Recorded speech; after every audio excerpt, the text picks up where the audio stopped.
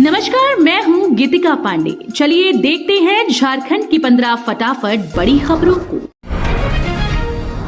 हाथरस हादसे में मौत पर झारखंड के सीएम चंपई सोरेन ने जताया शोक। झारखंड के सीएम चंपई सोरेन ने यूपी के हाथरस हादसे में मौत पर शोक व्यक्त किया है और घायलों के जल्द स्वस्थ होने की कामना की। उन्होंने सोशल मीडिया एक्स पर लिखा कि उत्तर प्रदेश के हाथरस में सत्संग के दौरान मची भगदड़ में कई लोगों की असामयिक मौत और घायल होने का दुखद समाचार मिला। झारखंड की लड़ाई जीतने के लिए बीजेपी ने बनाई बड़ी रणनीति। भारतीय जनता पार्टी झारखंड में 3 से 4 महीने के बाद होने वाले विधानसभा चुनाव में पूर्व केंद्रीय मंत्रियों सहित राज्य में बड़े कद वाले आदिवासी नेताओं को मैदान में उतारने की तैयारी कर रही है। रिपोर्ट्स के मुताबिक मोदी 2.0 सरकार में जनजातीय मामलों और कृषि विभाग के मंत्री रहे अर्जुन मुंडा, मोदी 1.0 सरकार में राज्य मंत्री रहे सुदर्शन भगत, बीजेपी अनुसूचित जनजाति मोर्चा के राष्ट्रीय अध्यक्ष समीर उरांव, पूर्व आईपीएस डॉक्टर अरुण उरांव, पूर्व सांसद गीता कोड़ा एवं सुनील सोरेन, पूर्व प्रदेश अध्यक्ष ताला मरांडी जैसे नेताओं को उम्मीदवार बनाया जाना तय माना जा रहा है। झारखंड सरकार इन लोगों को करवा रही तीर्थ स्थल के फ्री दर्शन।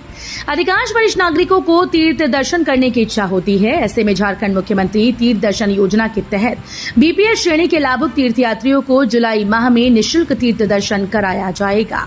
इसमें ईसाई धर्मावलंबियों को गोवा, हिंदू धर्मावलंबियों को द्वारका सोमनाथ और मुस्लिम धर्मावलंबियों को अजमेर शरीफ, आगरा, फतेहपुर सीकरी तीर्थ दर्शन कराया जाएगा। झारखंड में 8 जुलाई तक बारिश के आसार, भारी वर्षा को लेकर येलो अलर्ट जारी। राज्य राजधानी रांची समेत झारखंड में मंगलवार को जोरदार बारिश हुई। कई जगहों पर सोमवार की देर रात से बारिश हो रही है। मौसम विभाग की माने तो राज्य में 8 जुलाई तक बारिश की संभावना है। झारखंड में बड़ी सियासी सरगर्मी, हेमंत सोरेन के घर कल विधायकों की बैठक। झामुमो कार्यकारी अध्यक्ष और पूर्व मुख्यमंत्री हेमंत सोरेन के आवास पर आज सत्ता पक्ष के विधायकों की बैठक होगी। इसमें सभी विधायकों को उपस्थित रहने के लिए कहा गया है। इस पर सियासी सरगर्मी बढ़ गई है। माना जा रहा है कि बैठक में इंडिया गठबंधन विधानसभा चुनाव को लेकर रणनीति को धार देगा। ये भी चर्चा है कि हेमंत को नेतृत्व सौंपने पर भी विधायक अपनी राय दे सकते हैं। अब लाइफ टाइम बिल्कुल फ्री मिलेगी 300 यूनिट बिजली का लाभ। अक्षय ऊर्जा के उपयोग को बढ़ावा देने और पर्यावरण संरक्षण के उद्देश्य से शुरू पीएम सूर्य घर योजना एक बेहतरीन पहल मानी जा रही है। योजना के तहत लोगों को 300 यूनिट निःशुल्क बिजली दी जाएगी।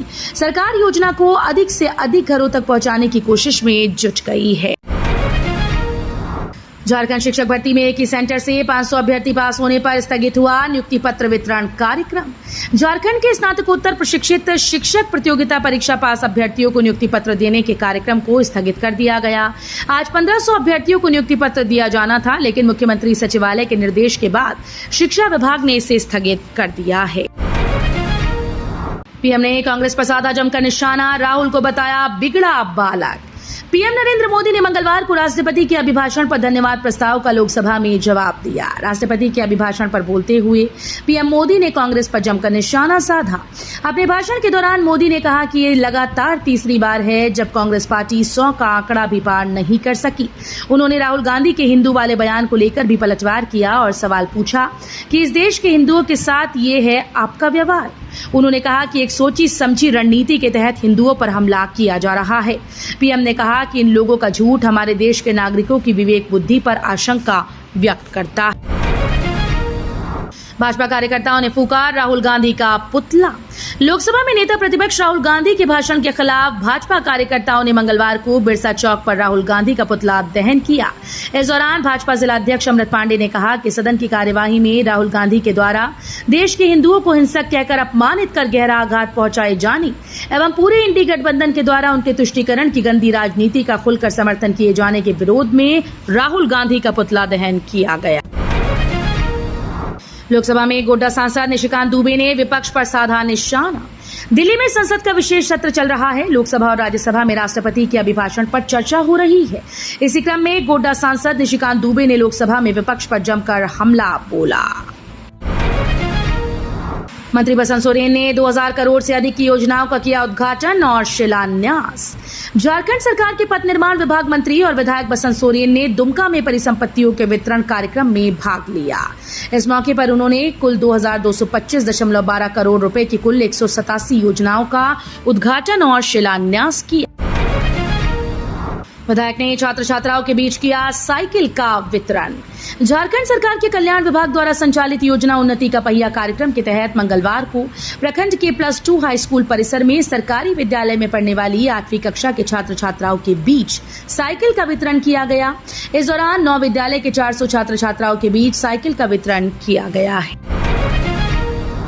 एनआईए का झारखंड पुलिस से अनुरोध, इंस्पेक्टर व सब इंस्पेक्टर को प्रतिनियुक्ति पर भेजें। राष्ट्रीय जांच एजेंसी ने झारखंड पुलिस से इंस्पेक्टर और सब इंस्पेक्टर को प्रतिनियुक्ति पर भेजने का अनुरोध किया। इसको लेकर एनआईए ने मुख्य सचिव और डीजीपी को पत्र लिखा है। पत्र में कहा गया है कि 50 इंस्पेक्टर और 64 सब इंस्पेक्टर की एनआईए के विभिन्न ब्रांच में प्रतिनियुक्ति की जाएगी। झारखंड के सहायक पुलिसकर्मियों ने बेमियादी आंदोलन शुरू किया। झारखंड सहायक पुलिस प्रदेश एसोसिएशन की ओर से मंगलवार को मोराहाबादी मैदान में बेमियादी आंदोलन शुरू किया गया। एसोसिएशन के प्रदेश अध्यक्ष अविनाश द्विवेदी और सचिव विवेकानंद प्रसाद गुप्ता ने बताया कि झारखंड के पड़ोसी राज्य छत्तीसगढ़ में सहायक आरक्षकों के लिए डिस्ट्रिक्ट स्ट्राइक फोर्स संवर्ग गठित कर सेवा स्थायी कर दी गई। जेएसएससी पीजीटी परीक्षा का मामला, बीजेपी बोली एक ही सेंटर से पास कर गए 70 से 80% कैंडिडेट। झारखंड में जेएसएससी पीजीटी परीक्षा में बीजेपी ने अनियमितताओं के आरोप लगाए हैं। जेएसएससी पीजीटी यानी Jharkhand SSC post graduate teacher परीक्षा को लेकर दावा है कि एक ही सेंटर से 70-80% कैंडिडेट्स ने परीक्षा पास की है। तो ये थी आज की बड़ी खबरें। अगर आपको न्यूज पसंद आई हो तो वीडियो को लाइक और शेयर करना बिल्कुल न भूलें।